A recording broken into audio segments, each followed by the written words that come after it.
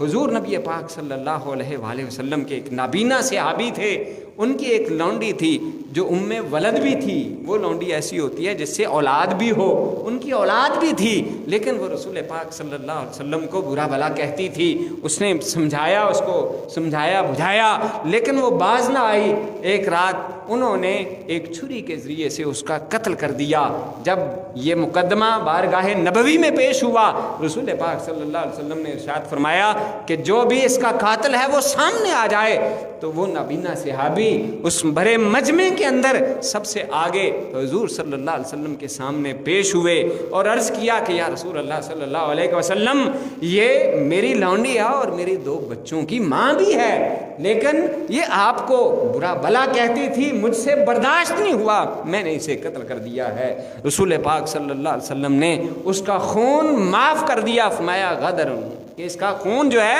وہ حضر ہے، اس کا کوئی بدلہ نہیں ہے۔ جو رسول پاک صلی اللہ علیہ وآلہ وسلم کو اذیت پہنچاتا ہے، کعب بن اشرف یہودی ہو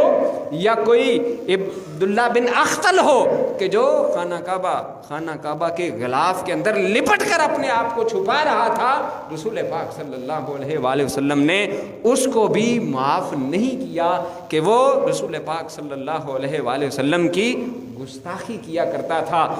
حضور نبی پاک صلی اللہ علیہ وآلہ وسلم کی ذات بابرکات ہر قسم کے نقص عیب سے پاک ہے۔ ارے دنیا کے مہذب ترین ملکوں کے اندر کسی بھی شخص کی توہین کرنا، کسی کی بھی انسلٹ کرنا، اس کے اوپر بھی قانون سازی ہے۔ آزادی اظہار رائے کا مطلب یہ نہیں کہ کسی کی بھی عزت کو پامال کیا جائے۔ جب ایک عام سٹیزن، کامن سٹیزن جو ہے، اس کی عزت نفس ہے، اس کی سیلف رسپیکٹ ہے اور اس کے حوالے سے قوانین موجود ہیں، تو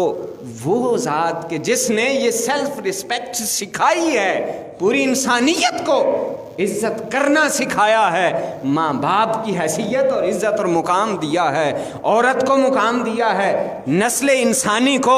زندہ درگور ہونے سے بچایا ہے، کہ جس کے تو احسانات ہی عظیم ہیں اس کی کوئی سیلف رسپیکٹ نہ ہو۔ اگر اس کے بارے میں کوئی قانون ہمارے وطن کے اندر ہے، موجود ہے، قرآن اور حدیث کے مطابق ہے، تمام فقہا کا اس کے اوپر اتفاق ہے کہ رسول پاک صلی اللہ علیہ وآلہ وسلم کی گستاخی کرنے والا، وہ اس کی سزائے موت ہے۔ اس کو ختم کرنے کے حوالے سے یا اس کا نام لینے والوں کے حوالے سے کوئی ایسا قدم اٹھانا، یہ ہرگز اس کی اجازت نہیں دی جا سکتی۔